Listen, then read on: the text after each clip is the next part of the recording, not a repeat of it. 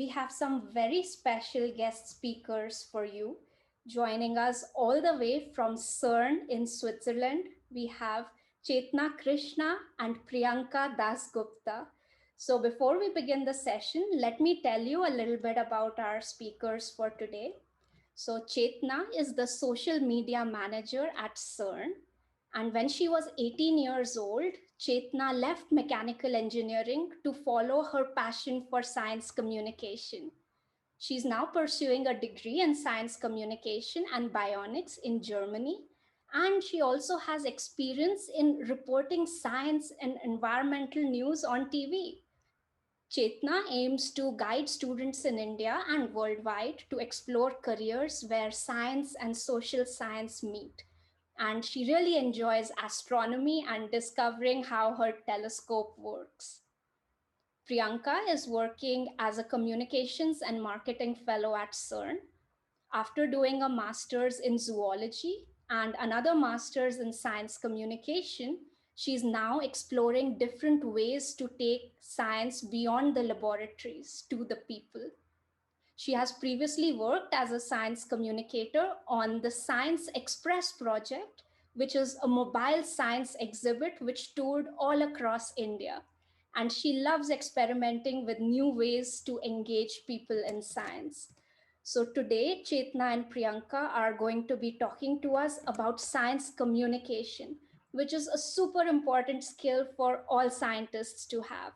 So without any further ado, let me hand over to Chetna and Priyanka. Hello, everyone. Hi. So I am Priyanka and Chetna is joining me. Thank you, Aditi, for that introduction. Yeah, Maybe thank we, you. for science communication, we let's maybe start with the slides. Yes. So Um, if you could go to the next one. Yeah. Okay. So everyone here is joining because we said we are doing a talk or a workshop on science communication. And science communication can happen in different ways. For example, by writing articles or by making videos or documentaries, science fiction. It is very important. Why? Let's see, for example, there is a pandemic going on currently, right? It's COVID-19. And it is very important for all people to know what the disease is, what is happening, and how we should avoid or prevent or control it, right? But we cannot go to the lab and sit all the time and see the scientists develop the vaccine. Maybe we will not understand everything that the scientist is doing, right? And if we understand there is scope that we will understand something wrong, and that's why we will do something wrong. But for this reason, you need science communicators who will take all that complicated science happening in the lab and take it to the people outside. For example, they can go to news channels and tell about it on media. They can write articles in magazine. Or science communicators can even help politicians sitting in the parliament who might not have a medical background, but the science communicators can help these politicians understand which vaccine is better for people. And based on that information, the politician may be able to take a decision for the country, right?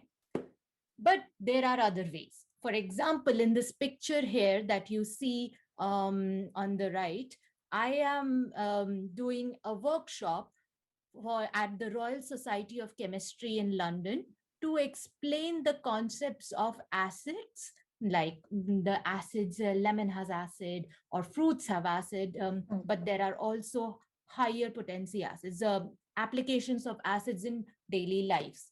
And then on the left side, you can see some interesting pictures where Chetna is in there in the mask. Chetna, what are you doing in these pictures? yeah, thanks a lot, Priyanka. That was a very uh, good summary for science communication. And as Priyanka said, there are lots of ways to communicate science, right? Video, um, social media. So I want to show you something before I start. I think every one of you guys know YouTube. So this is CERN's YouTube channel, and this is a gift from YouTube, if you can see properly, which we got after we hit 100,000 subscribers.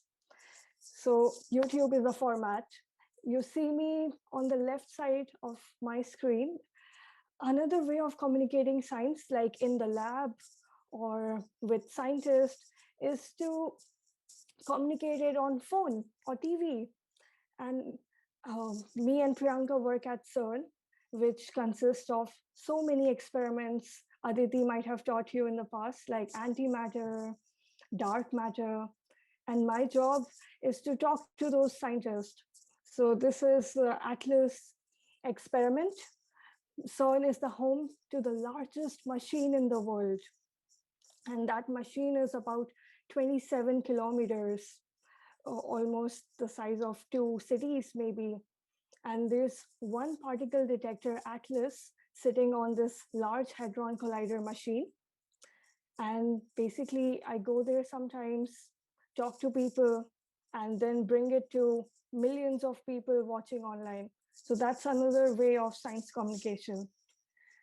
Other ways that Priyanka and I, so this looks very exciting on the screen, but there are also some times when we are just sitting in front of our laptops, like you guys are right now, and we take our pen or our laptop and write. So let me show. So this today we will focus on one aspect of science communication, because communication could mean on TV, on radio, but today what you can do, how can you write about science? So these are some examples of how Priyanka and I would be writing about science. This is Priyanka's college, Imperial College of London science magazine, where she was an editor, a science editor. And on the left hand side, you see two small articles in like on the left bottom of the slide, a peek into Science Gateway's planned content. So I call Science Gateway CERN's Taj Mahal.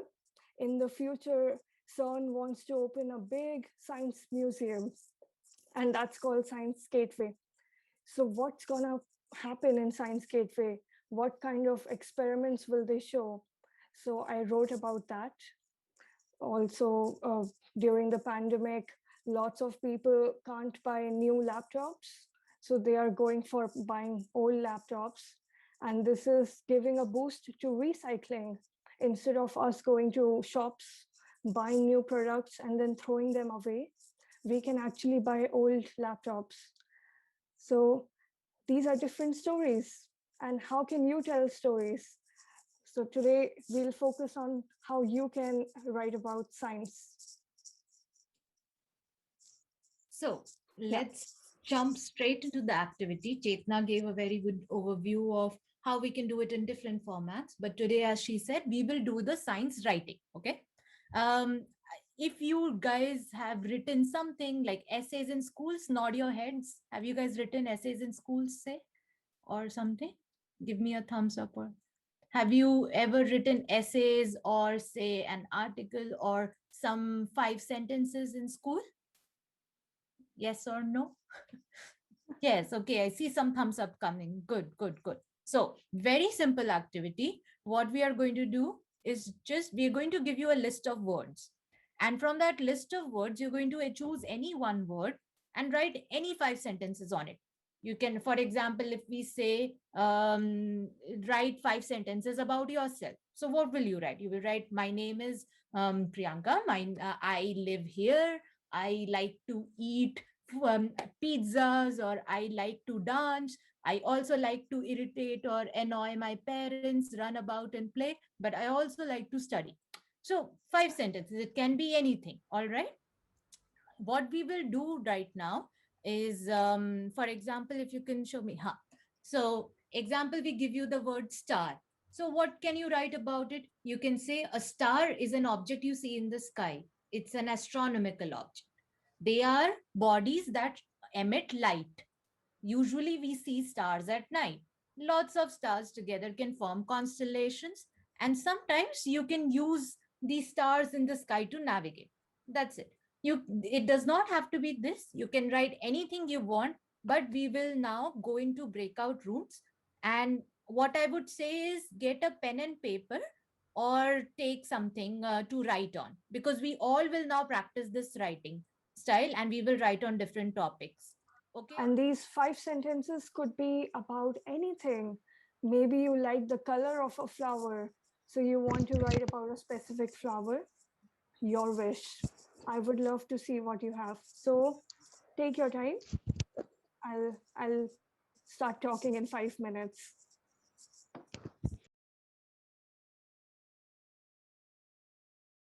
Yes, tell us what you have written. I have chosen the topic aliens. Aliens are Okay. just another name for extraterrestrial life. It's predicted that some celestial bodies, like Mars, Titan, Pluto, and Venus, host alien life. Some say that aliens can mostly exist in the form of microbes, like tardigrades. But some say aliens exist in sizes bigger than humans. Yet, aliens are really fascinating to think of. Beautiful. It's really nice. And I like that you have added adjectives that aliens are this, but they are fascinating. I'll talk more about that. Ma'am, a black hole is a place in space where gravity pulls so much that even light cannot get out.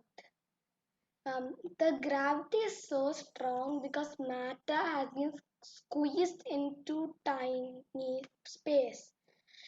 This can happen when a star is dying because no light can get out and people can't see black hole. Black Yeah. holes can be big or small.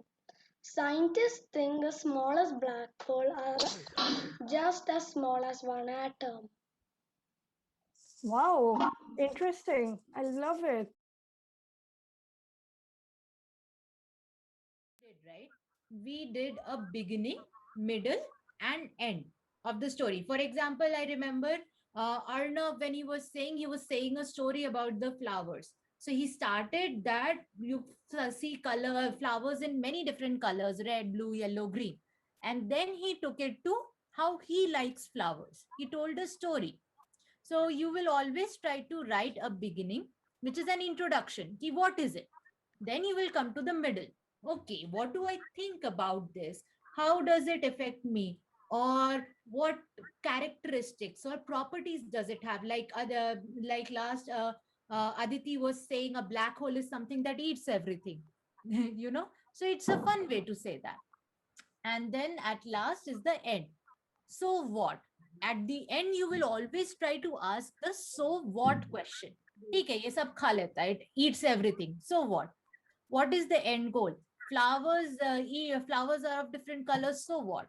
So what can be that? Okay, so it looks nice, and sometimes many flowers or other plants can have medicinal properties. It might not always be there, but we try to find the so what. How does it affect us? How does it affect people? Why should we read about this? That is the so what question. Then the second thing is explain the concept. You should always try and explain the main selling point or concept of it. Example, I think Mithul talked about the mobile, right? So he talked about how there are different kinds of mobile. At the end, he also gave an example of Redmi, etc. But what is it? How does a mobile work? That is the scientific concept that is new and interesting for a reader. So we try to explain that. Example जैसे flower वाला लिया था, तो flower में I think he mentioned that there are pigments of different colors. What we can say, why does the flower have this color? Because there are different pigments of different colors that is giving the flower its color. Okay. And then the third point is that audience. So for an audience, we will always try to balance between the technical and the non-technical. जैसे अभी हम लोगों ने before this we took the example of stars, right? And there we said stars are luminous bodies. Now, sometimes if I put this article in a newspaper, luminous bodies, जैसे आप लोगों ने science पढ़ी हुई है, या there are students who might be at a higher class and they know what luminous means. So, but अगर जैसे मुझे नहीं पता कि what luminous means, so I will try to keep the easy word, which is that they are bodies that emit light, so that everyone in my audience understands. Because I do not know if someone reading the newspaper knows what luminous means, is a scientist or is not a scientist. So we try to keep simple words, but still correct words. So that is the end of the thing, that check the facts. हम simple करने के चक्कर में कुछ गलत चीज नहीं बोल सकते. So for science writing, it is very important that we check the facts. If we say that flowers have different colors, we can say flowers have different colors, but we cannot say flowers have different colors because we put color on them. That is not the reason, right? The reason is that they have different pigments of different colors. So we have to always check the facts. And now we come to the level 2 of this activity, which is who, what, when, where, why, and how. So to improve your writing, to improve your scientific writing, you will always ask these 5 questions. These 5 questions will help you take any topic and say, for example, for flower, it's easy to write 5 sentences, right? But if it's a more difficult topic, let's say vaccination, right?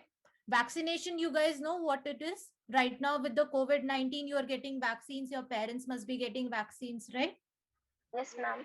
Yes. So Ma'am. if you Yes, have to write, okay, okay, very good. So if you have to write sentences on that, so where do you start?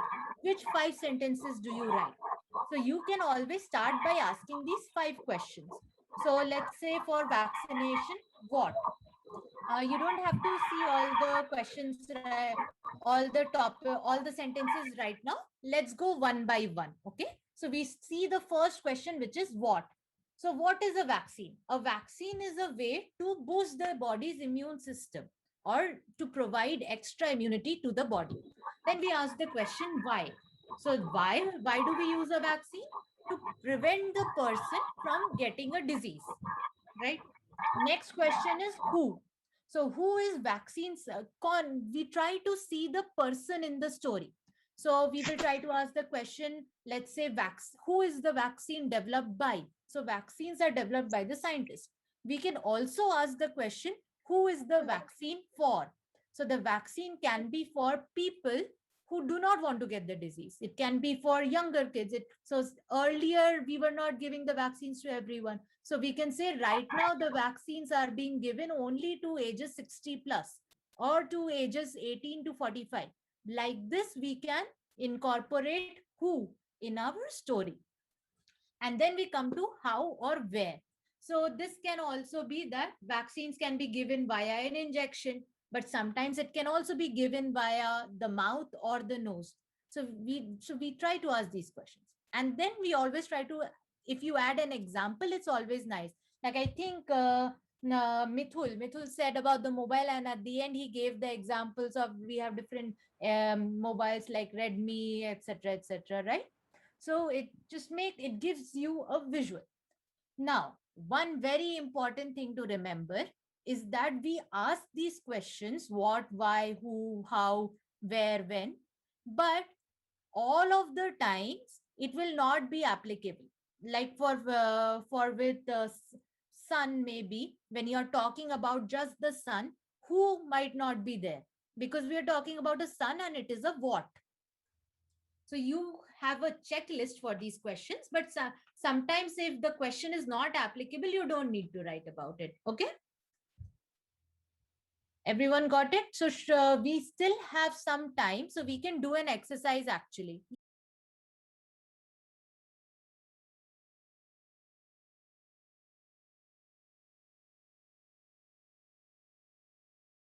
Brain is the most complex organ in our bodies. Brain is made up of billions of cells called neurons. Brain is a part of our nervous system. Thank you. Beautiful. I like that you focused on what. And you can also talk about two questions, maybe what and who. So अब आप brain में क्या कहते हैं, how would you add people, काफी मुश्किल topic है brain, है ना. अब brain, you can talk about neurologist जो ब्रेन को पढ़ते हैं, and then maybe you can talk about a scientist and what is he studying about brain. So in this essay you will have to talk about what is brain made of, but maybe what a scientist is studying about a brain, because brain you think is a small thing, but it's made of so many different things. Okay, maybe next person I see on my screen is Prabhav. Unmute. Perfect. Yeah. Go on. Ma'am, my topic is sun. Sun is a huge ball of fire. Sun is a yellow dwarf star presented in the center of our solar system. Sun is the source of light and energy to our planet Earth. Many scientists claim that the sun is supposed to be 4.603 billion years old. Sun is mainly composed of hydrogen and helium gases. Sun Yeah. will become a white dwarf star after 5 billion years during upall of the hydrogen. Beautiful. And Prabhav, I Yes, see ma'am. you answered. You answered who. So you told me what do scientists think about sun. So that's good.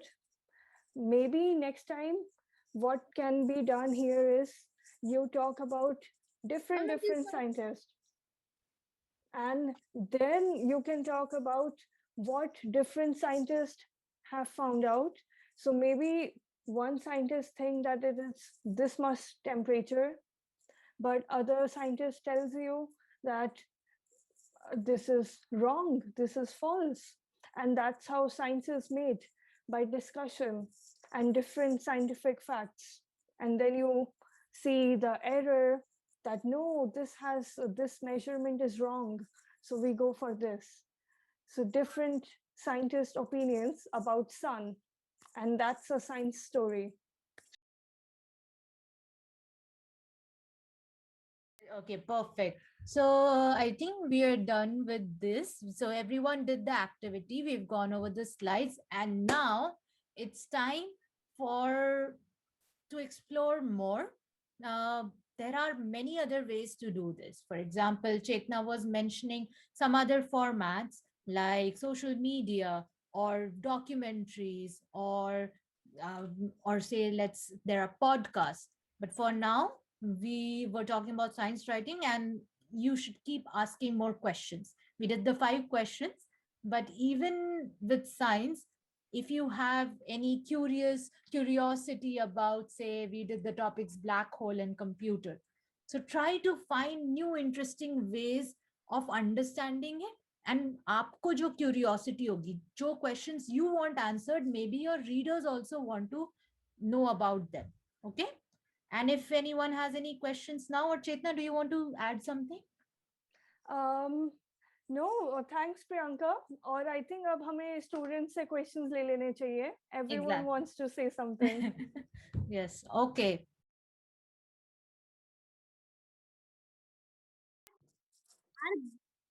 Do black holes eat anything?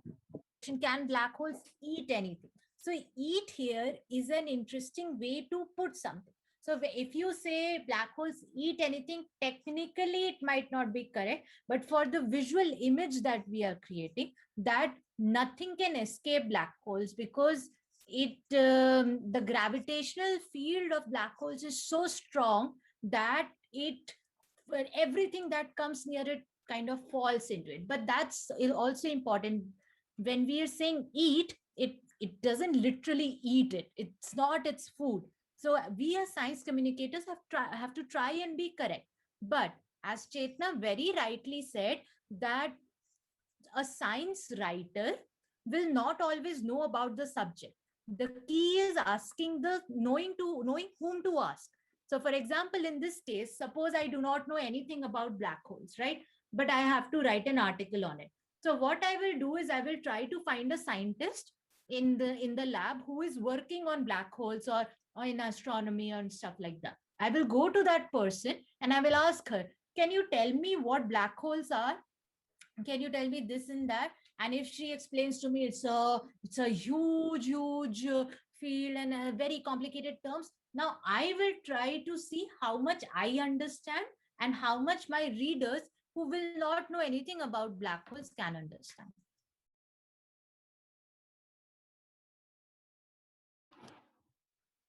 Ma'am, my question is that, for example, I know something about science. Let's say Yes. black hole. Now I want to tell that to my family members. But sometimes these topics can seem boring. So how can we make that topics interesting while we communicate these things? I love that question. And this is basically our job at CERN, Priyanka and I, how to make it interesting for people. So you know your family, right? You know what your family members like. Maybe they like to know about people who are, maybe they like to know about people. So simple topic, vaccinations. You don't have to go in the science of vaccination. Maybe you can talk about what is the amount of effort, कितनी मेहनत लगती है vaccination बनाने में. तो आप लोगों के बारे में बता रहे हैं. You make science human. So आप बताते हैं कि पहले इतने सारे लोग लैब में रिसर्च कर रहे हैं, लेकिन उसके बाद क्या कहते हैं, उन्हें सिलेक्ट करना है कि वैक्सीनेशन इफेक्टिव है कि नहीं. तो they need patience, test patience. तो मेरे जैसे लोग who are maybe healthy, they register for vaccine trials. तो it takes confidence. तो आप एक human touch दिखा रहे हैं साइंस की. And I think making science interesting is important by telling how much hard work it takes in science. And, I will. Go on, Priyanka. No, that's absolutely what I was going to say as well. One thing that another question you can ask Kilari in this is, how does it apply to them? तो जैसे अगर आपको अपने family से करना है, family को बताना है, yes, science can sometimes get boring. As Chetna said, that you can talk about people. It's always interesting to hear about the people or the human aspect of science. And in this case, you can ask, okay, so if you are talking to, say, your younger brother who is still in say nursery or something. So how does the topic that you're talking about apply to him? And there you have to find a connection. Okay, or maybe something that comes across in their daily lives. So for example, you use a pen, so I can talk about the science of pen because that is something I use every day. So things like that. Another way to do is to give examples or use similes. So I will try to explain a difficult topic by using another example. So you try to explain, say, concepts of pressure by using a balloon and using a pin to prick it. So stuff like that, using things that you use in daily lives. Ma'am, so we can do like, now, if I want to explain him about black holes, we can do like, I tell him to stand, and when he stands, he just stays still on the earth. I can explain him that the black hole, it's like a trillion times more powerful. Exactly. That's a very good way. Yes, so you have to try and find interesting things. Very good, Kilari. Yes, I wanted to ask that if you have people of different ages, like some are very small, like in first standard, and some are big scientists, how do you make it both entertaining for both of those age groups? Okay. Should I start with this, Chetna, and then you can add whatever? Okay. Yeah. That's actually one of the most challenging things when we are writing, because you don't know who your audience is going to be. You hope that your audience is this. For example, if I'm writing for, say, a Nature India magazine, I know that most of the times the Nature India magazines will be read between the ages of, say, 18 to 35 or 18 to 65.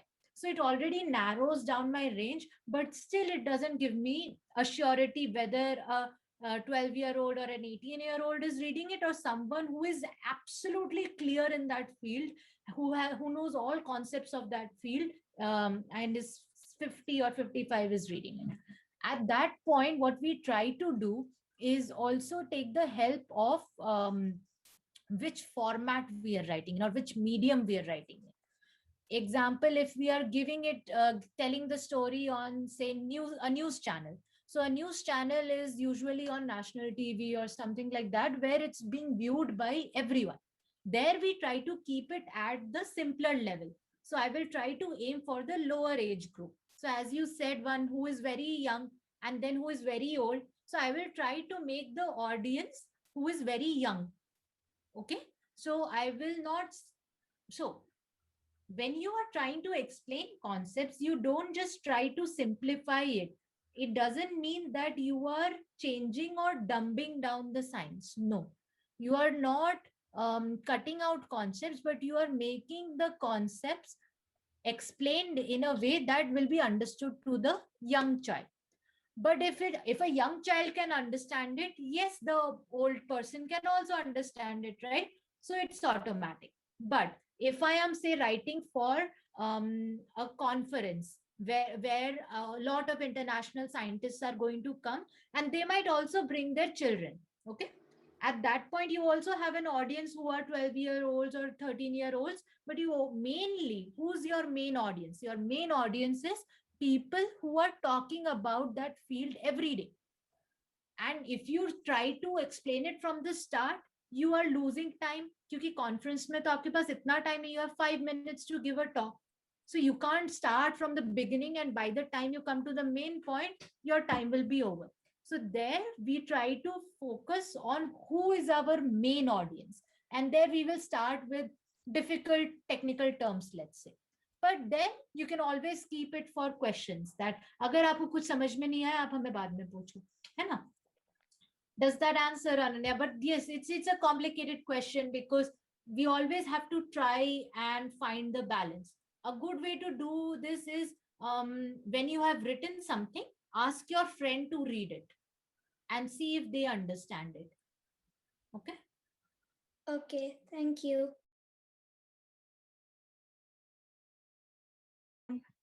Ma'am, my question is that if I write an article, so where I can publish it? That's yeah, you can publish it many places. Like when I used to write poems and articles, you read newspapers, right? And like in the corner of the newspapers, sometimes you see email address, and those are the email addresses of editors or writers. So you can ask them that this is my topic, this is my idea, and I would like to publish it in the children's section of the newspaper. Every newspaper has a section for editors, editorial page. So newspapers, if it's an article, if you have made a video, then you can, depends on what kind of video it is, but you have to send it to schools maybe for science festivals. So you can feature your video in science festivals. Newspapers, I, for example, created my own website, and then you can publish it on your website, and that website is seen by many people. So yeah. Yes, Yeah. ma'am. And maybe I can add something to that, Chetna. Swapnil, Yeah. if you are really interested and you've written an article, you can always email it to me. In fact, all of you, and we can select a few articles and publish them on the NISABA website. So if any of you are interested, you can definitely give it a go, and we'll give you the opportunity to publish your articles. And I think with that wonderful question, we come to an end of today's session on science communication. So let's all thank Chetna and Priyanka for being here with us today and doing these wonderful writing activities. I'm sure they've inspired all of you to take out your pens and start writing about science, as I can already see from your questions. So let's all thank Chetna and Priyanka for this wonderful, wonderful session.